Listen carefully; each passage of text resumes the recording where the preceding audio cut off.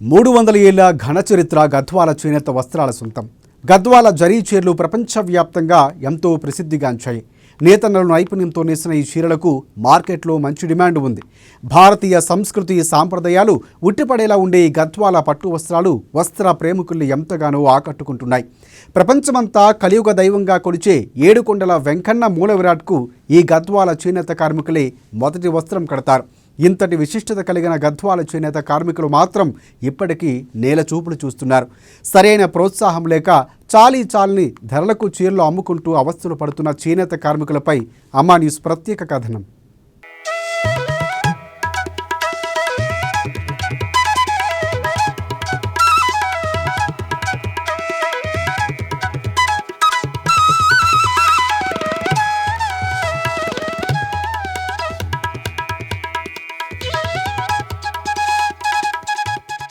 భారత చరిత్రలో గద్వాల జరీ చీరల స్థానం సుస్థిరం. ఈ చీరల ప్రస్థానం ఈనాటిది కాదు. సంస్థానాధీశుల కాలంలోనే గద్వాల చేనేతకు ప్రత్యేక స్థానం ఉంది. నాటి రాజుల ప్రోత్సాహంతో ప్రపంచ ఖ్యాతిని దక్కించుకుంది. అగ్గెపెట్టెలో పట్టు చీర మలిచిన అద్భుత కళా నైపుణ్యం మన నేతన్న సొంతం. నూలు, పట్టు, సీకో, తుస్సార్, కోటకొమ్మ జరీలతో మన నేతన్నలు రూపొందించిన ఈ చీరలకు కేవలం మన దేశంలోనే కాకుండా విదేశాల్లోనూ ఫుల్ డిమాండ్ ఉంది. ముంబై, కలకత్తా, బెంగళూరు, చెన్నై, హైదరాబాద్, విజయవాడ లాంటి ప్రముఖ నగరాల్లో వీటికి భారీ డిమాండ్ ఉంది. తెలంగాణకే తలమానికంగా ఉన్న గద్వాల చీరలు నేసే విధానం, నాణ్యత ఆధారంగా 2008లో జియోగ్రాఫికల్ ఐడెంటిఫికేషన్ GI గుర్తింపు కూడా లభించింది. అయితే ఈ చీరలను తయారు చేసే కార్మికుల పరిస్థితి మాత్రం ఇందుకు భిన్నంగా ఉంది.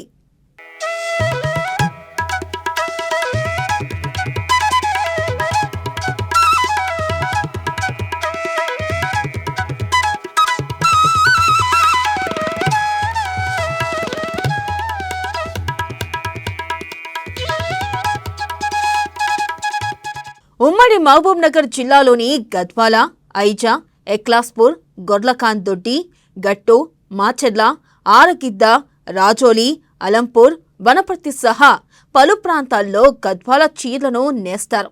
ఈ వృత్తిపై ఆధారపడి ప్రత్యక్షంగా పరోక్షంగా 15,000 చేనేత కార్మికులు ఉపాధి పొందుతున్నారు. జిల్లాలో 2,965 జియో టాకింగ్ కలిగిన మగ్గాలు ఉన్నట్లు లెక్కలు చెబుతున్నాయి. అయితే ఎంతో కష్టపడి నేసిన ఈ చీరలను అమ్ముకునేందుకు కార్మికులు ఎన్నో అవస్థలు పడుతున్నారు. వృత్తిపై ఆధారపడ్డ కుటుంబాలు రోజంతా కష్టపడితే గాని డొక్కాడని పరిస్థితి. కార్మికులు ముడి సరుకుల కోసం వేల రూపాయలు పెట్టుబడి పెట్టి వారం రోజులు కష్టపడి పట్టు చీరలు తయారు చేస్తే వాటిని అమ్ముకునేందుకు మార్కెటింగ్ సౌకర్యం లేక నష్టపోతున్నారు. చాలని ధరలకు దళార్లకు అమ్ముకునే దుస్థితి నెలకొంది. కొన్నిసార్లు పూట గడవకపోవడంతో పెట్టుబడి కంటే తక్కువ ధరకు అమ్ముకుంటున్నామని వాపోతున్నారు. ప్రస్తుతం నిత్యావసర సరుకుల ధరలు పెరిగిపోవడంతో కూలీ గిట్టుబాటు కావడం లేదని అంటున్నారు. నేత వస్త్రాలకు మహారాష్ట్రలోని పూణేలో మంచి డిమాండ్ ఉంది. దీంతో కొంతమంది నేరుగా పూణేకి వెళ్లి చీరలు అమ్ముకుని వస్తారు. చాలా మంది చిన్నపాటి మాస్టర్ వీవర్లు, నిరుపేద కార్మికులు అంత దూరం వెళ్లలేక తక్కువ ధరలకు చీరలు అమ్ముకుని అప్పుల పాలవుతున్నారు. చేసిన అప్పులు చెల్లించుకోలేక కొందరు ఆత్మహత్యలు చేసుకున్న సందర్భాలు చాలానే ఉన్నాయి.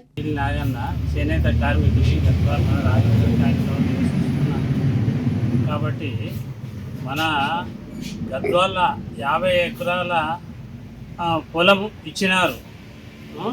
ఇంతకు మొదలు KTR కూడా వచ్చి ఓపెన్ చేసినాడు, శిలాపలకం వేసిపోయిండు. అది ఆడకే ఉంది. ఇంతవరకు ఎవరు దాన్ని పట్టించుకోలేదు.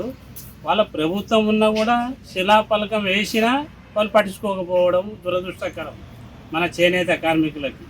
కాబట్టి ఇప్పుడు ప్రభుత్వం మారింది. కాబట్టి ఇప్పుడు వచ్చిన ప్రభుత్వం కూడా ఆడ మెడికల్ కాలేజ్ కానీ హాస్పిటల్ కానీ ఒకటి నిర్మించి చేనేత కార్మికులకు ఉపాధి ఉండడానికి ఆడ నిర్మాణం ఇండ్లు చేస్తే కూడా బాగుంటుంది. లేదా వాళ్ళు నిర్మాణం చేయకుండా ప్లేస్ ఇచ్చి ఇది చేసిన చాలామందికి సౌకర్యం కలిగే అవకాశం ఉంది. కాబట్టి ఈ విషయాన్ని ప్రభుత్వం దృష్టికి మీరు తీసుకుపోవాలి. మాకు ఉపయోగపడే విధంగా మీరు చేకూరిస్తే బాగుంటుందని మీ మీడియా ద్వారా మేము విన్నవించుకుంటున్నాము. దయచేసి ఈ విషయాన్ని మీరు తప్పకుండా వాళ్ళకి తెలియపరచాలే, బాగుంటుంది. నేతలకు మార్కెటింగ్ సౌకర్యం లేకపోవడం పెద్ద సమస్యగా మారింది. గ్రామాల్లోని నేత కార్మికులకు ముడి సరుకు అందుబాటులో లేకపోవడంతో వాటిని కొనుగోలు చేసేందుకు ఎక్కువ దూరం ప్రయాణించాల్సి రావడంతో రవాణా ఖర్చులు అదనంగా భరించాల్సి వస్తుంది. దీంతో పాటు చేనేత వస్త్రాలపై కేంద్రం విధించిన జీఎస్టీ సైతం ధరల్ని అమాంతం పెంచేసింది. దీంతో వినియోగదారుడు కొనుగోలు చేయలేని స్థితికి ధరలు ఎగబాకడంతో గిరాకీ పడిపోయింది. ముడిసరుకు ధరలు పెరగడం, ప్యాకేజింగ్, రవాణా ఖర్చులు పెరగడం వల్ల ఎంతో మంది చేనేత కార్మికుల జీవితాలు తలకిందులయ్యాయి. ఫలితంగా కొత్త చీరల తయారీకి బ్రేక్ పడింది.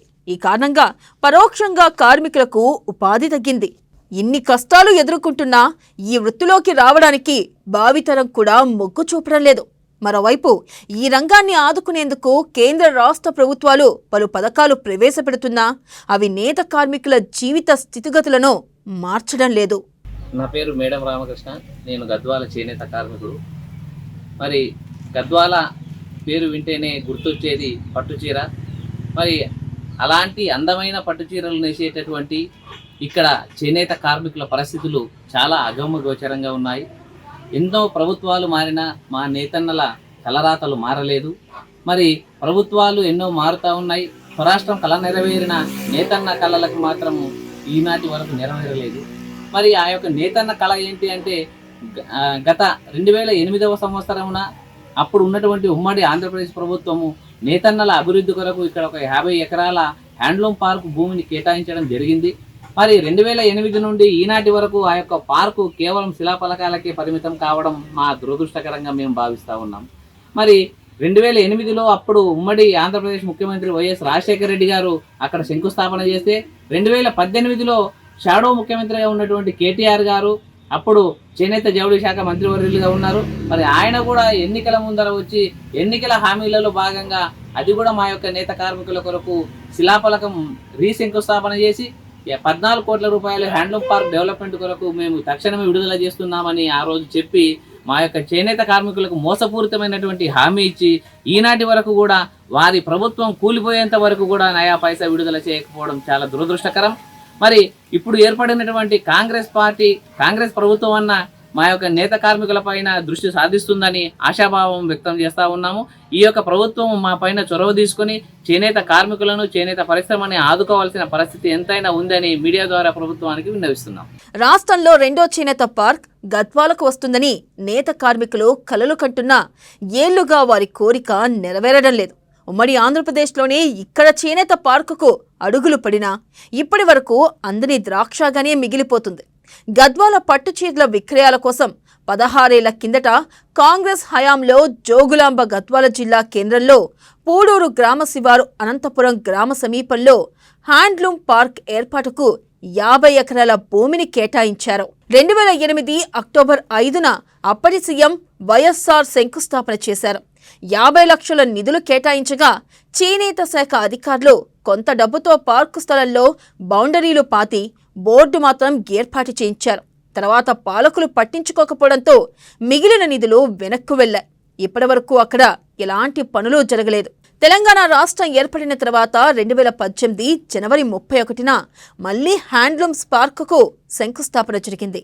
అప్పటి చేనేత శాఖ మంత్రి కేటీఆర్ చేతుల మీదుగా పార్కు నిర్మాణానికి శిలాఫలకం ప్రారంభించారు. నిర్మాణానికి 14.98 కోట్లను కేటాయించారు. వస్త్రాల విక్రయానికి ఉపయోగకరంగా ఉంటుందని కార్మికులు భావించారు. కానీ ఇంతవరకు పనులు ప్రారంభం కాలేదు. ఇక్కడ చేనేత పార్కు ఏర్పడితే నేత కార్మికులకు కులవృత్తిలో పూర్వ వైభవం వస్తుంది. ప్రస్తుతం కాంగ్రెస్ అధికారంలోకి రావడంతో గద్వాల పట్టుచీరలకు పూర్వ వైభవం వస్తుందని కార్మికులు ఆశాభావం వ్యక్తం చేస్తున్నారు.